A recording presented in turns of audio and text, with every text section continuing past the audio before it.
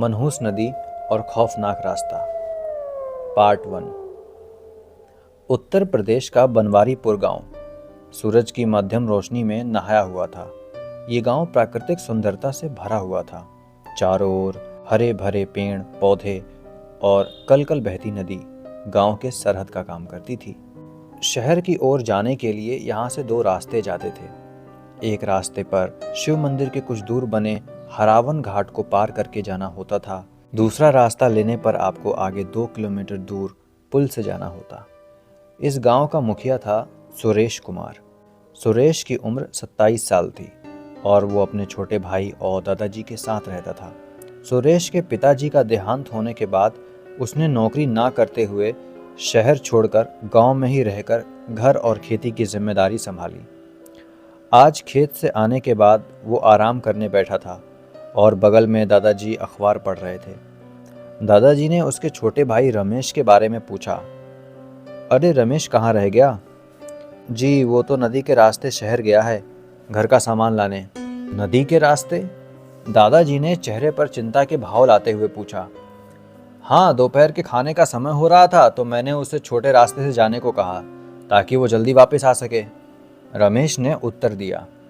अरे बेवकूफ़, बचपन से ही तुम दोनों को उस रास्ते की तरफ जाने से मना करता आया हूँ, फिर भी ऐसी गलती कर दी, दादाजी ने भड़कते हुए कहा। क्या दादाजी, अब हम बच्चे थोड़ी हैं जो जंगल और नदी के रास्ते जाने से डरें, रमेश ने हंसते हुए कहा। तुम नहीं जानते कि उस रास्ते में कैसी बला है इसलिए हंस रहे हो। बस भगवान से दुआ करो कि रमेश सही सलामत लौट आए, दादाजी ने गंभीर स्वर में कहा। तभी सुरेश के फ़ोन की घंटी बजी। अस्पताल से कॉल आया था। उसके भाई की बाइक का एक्सीडेंट हो गया था।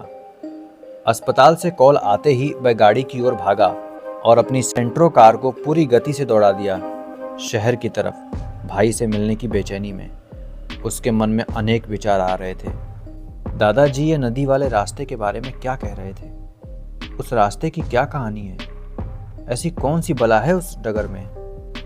ये सारे प्रश्नों को मन में लिए वो अस्पताल की तरफ बढ़ रहा था। उसे अब एहसास हो रहा था कि शायद दादाजी की बात ना मानकर और रमेश को उस रास्ते पर भेजकर उसने बड़ी गलती कर दी थी। उसे स्मरण हुआ कि पिछले ही महीने तो भीकम काका के लड़के की भी रहस्यमयी मौत हुई थी उसी रास्ते में। उसकी लाश भी नदी के किनारे घाट पर मिली थी। आखिर कुछ तो रहस्य छुपा हुआ है उस नदी, उस रास्ते में, जो अभी तक अनसुलझा है। अस्पताल पहुंचकर सुरेश को पता चला कि उसके भाई को गंभीर चोट तो नहीं आई है, पर अभी भी वो बेहोश है। सुरेश ने राहत की सांस ली और रमेश के बगल में जाके बैठ गया। उसके मन में विचार आया कि बेकार ही डर रहा था दादाजी की बातों से। रमेश तो लापरवाही से गाड़ी चलाता है, हो सकता है इसीलिए एक्सीडेंट हो गया हो। 2 दिन के बाद रमेश को होश आता है, पर वो कुछ भी बता पाने की स्थिति में नहीं होता। डॉक्टर कहते हैं कि उसे सदमा लगा है, कुछ समय में आराम हो जाएगा, फिलहाल उसे घर ले जाइए। रमेश अब घर आ चुका है और 2 दिन आराम करने के बाद उसकी हालत बेहतर है। सुरेश उसके कमरे में जाता है और उसे देखकर राहत महसूस करता है। दूसरे दिन रमेश की हालत में बहुत सुधार हो चुका है और सुरेश उसके पास आकर बैठता है और उसे हादसे के बारे में पूछता है। रमेश दिमाग पर जोर लगाता है और उस हादसे को याद कर सिहर उठता है। उसका भाई उसे संभालता है, उससे डरने का कारण पूछता है। रमेश बोलना शुरू करता है। उस दिन मैं नदी के रास्ते बाजार को निकला था, तभी नदी के किनारे एक बूढ़े बाबा मिल गए। वेशभूषा से कोई सिद्ध सन्यासी लग रहे थे। उन्होंने मुझे रोकने की कोशिश करते हुए कहा, तुम नदी पार करके व्यर्थ ही मुसीबत मोल ले लोगे। तुम नहीं जानते इस नदी को, ना ही इस रास्ते को। ये बड़ा मनहूस है बच्चा। खैरियत चाहते हो तो रास्ता बदल लो या घर लौट जाओ। मैंने उनको अनसुना कर दिया और हंसते हुए आगे बढ़ गया, पर यही मेरी सबसे बड़ी भूल थी भैया। रमेश ने आगे बताया कि बाबा की बातों को अनसुना करके मैं नदी की तरफ बढ़ गया और वहाँ से शहर जाने वाली डगर पकड़ ली। थोड़ा आगे बढ़ने पर जंगल की शुरुआत हो चुकी थी। तभी मुझे एहसास हुआ जैसे कोई मेरे पीछे आ रहा हो, पर मुड़कर देखा तो कोई नहीं था। मुझे हंसी छूट गई कि मैं भी कहाँ बाबा की बातों में आकर भ्रम में फंस रहा हूँ। अब मैं बाइक को धीमी कर सुनसान रास्ते के मौज लेते हुए शहर की तरफ बढ़ रहा था। प्रकृति अपने जलवे बिखेरे हुए थी और मैं मन ही मन गीत गुनगुनाने लगा। तेरा मुझसे है पहले का नाता कोई, यूं ही नहीं दिल लुभाता कोई, जाने तू या जाने ना, माने तू या माने ना। इतना ही गुनगुना पाया था कि अचानक मेरी बाइक के नीचे कुछ आ गया और मेरा संतुलन बिगड़ गया। किसी तरह खुद को और बाइक को संभाल पाया और नीचे उतरकर बाइक के टायर की जांच करने लगा। पर खुशकिस्मती से टायर सही सलामत थे।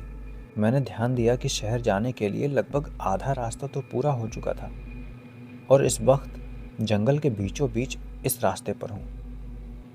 मुझे प्यास लगने लगी थी तो गाड़ी खड़ी करके पास में बहती नदी में पानी पीने के लिए बढ़ गया। मैं हाथ से पानी लेकर पीने ही लगा था कि मुझे आभास हुआ कि कोई झाड़ियों में आसपास मौजूद है। तभी मेरे कानों में एक आवाज़ गूंजी, देखो अभी खोना नहीं, कभी जुदा होना नहीं, हरदम यूं ही मिलेंगे दो नैन, वादा रहा ये इस शाम का, जाने तू या जाने ना, माने तू या माने ना। ये तो वही गाना था जो मैं कुछ देर पहले गुनगुना रहा था। मैं हैरानी से आवाज़ के स्रोत को खोजने की कोशिश करने लगा, पर धीरे धीरे वो गाने की आवाज़ और तेज हो गई। वादे गए बातें गईं, जागी जागी रातें गईं, चाह जिसे मिला नहीं तो भी कोई गिला नहीं, अपना तो क्या जिए मरे चाहे कुछ हो, तुझको तो जीना रास आ गया। तभी मुझे मेरे दाएं ओर से एक औरत का साया स्पष्ट होते दिखा और कुछ ही देर में एक युवती बंजारन की वेशभूषा में थी मेरे सामने आकर रुकी।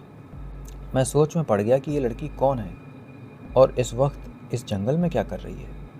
मेरे कुछ पूछने से पहले वो बोल पड़ी, मुझे जंगल पार उस गांव जाना है, आप अपनी गाड़ी से पहुंचा देंगे बाबूजी। अब मैं बोल पड़ा, पर तुम कौन हो और इस वक्त दोपहर में इस जंगल में क्या कर रही हो, और वो गाना क्यों गुनगुना रही थी। तभी वो बोली, आ गले लग जा। क्या? मैंने चौंकते हुए बोला, मेरी सबसे पसंदीदा फिल्म है ये। आपको इस फिल्म का गाना गाते सुन रही थी, आपने तो वो गीत अधूरा ही छोड़ दिया था, तो बस पूरा कर लिया गीत को मैंने, उसने हंसते हुए कहा। पर तुम हो कौन, ये बता दो या बस गाना ही गाओगी, मैंने हंसते हुए पूछा। जी, मेरा नाम वैदेही है और मैं नदी किनारे मंदिर के सामने लकड़ी के कारखाने में अपने पिताजी को खाना देने आई थी, जो वहाँ पे नौकरी करते हैं। घर पर मेरा 5 साल का छोटा भाई अकेला है। आपकी गाड़ी यहाँ दिखी तो सोचा आप जल्दी घर पहुँचने में मेरी मदद कर सकें, बस इसीलिए आपकी ओर चली आई। उसकी आवाज़ में एक अजीब सा आकर्षण था। घूंघट के कारण उसके चेहरे को देखने में मैं असफल था। फिर मैंने उसे गाड़ी पे पीछे बिठाया और धीरे धीरे आगे बढ़ने लगा। अभी कुछ दूर ही बढ़ी होगी मेरी बाइक कि एक हवा का झोंका मेरे चेहरे से टकराया। मैंने चेहरा घुमा के बचने का प्रयास किया और फिर सीधा होकर बाइक चलाने लगा। तभी मेरी नज़र बाइक में लगी साइड की कांच पे पड़ी और मैं भय से सिहर उठा। हवा के झोंके के कारण वैदेही का घूंघट हट गया था और वह एक अत्यंत खौफनाक चेहरा मुझे साइड कांच में दिख रहा था। उसके आंखों की पुतलियां एकदम सफ़ेद थीं और चेहरे पर जगह जगह चोट के निशान थे। उनमें से सुर्ख लाल खून रिस रहा था। सब मिलाकर एक अत्यंत भयानक सूरत थी। मेरी हिम्मत अब जवाब देने लगी। मैं पीछे मुड़कर देखने का जोखिम नहीं ले पा रहा था। तभी वो भयानक आवाज़ के साथ हंसने लगी। क्या हुआ बाबूजी? आपकी हालत क्यों ख़राब हो रही है? उसने एक सित्कार भरी आवाज़ में पूछा। फिर उसने जो कहा वो बात तो और भी भयानक थी। डरो मत बाबूजी, अभी आपको कुछ नहीं होने वाला। आपके और आपके परिवार के पास अभी 15 दिन का वक्त है। आने वाली अमावस्या को मैं आपके परिवार का खात्मा करने आऊँगी, तो आप भी निश्चिंत रहो, उसने एक भयानक हंसी के साथ कहा। पर तुम ये सब क्यों कर रही हो? मैंने बिना पीछे देखे थोड़ी हिम्मत जुटाकर पूछा। उसने इस बात पर फिर गाना गुनगुनाया।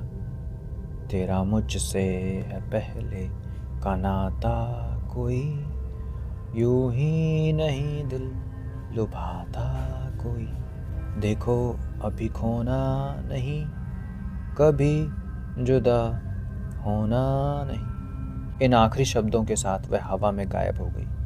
मैंने डर के कारण बाइक को तेजी से दौड़ा दिया। शहर के मुख्य सड़क पर पहुंचते ही मैं एक कार से जा टकराया। क्या होने वाला था आने वाली अमावस्या को उस परिवार के साथ, और उस गीत का क्या राज है, ये पता चलेगा कहानी के अगले भाग में। आप इस कहानी के साथ जुड़े रहिए।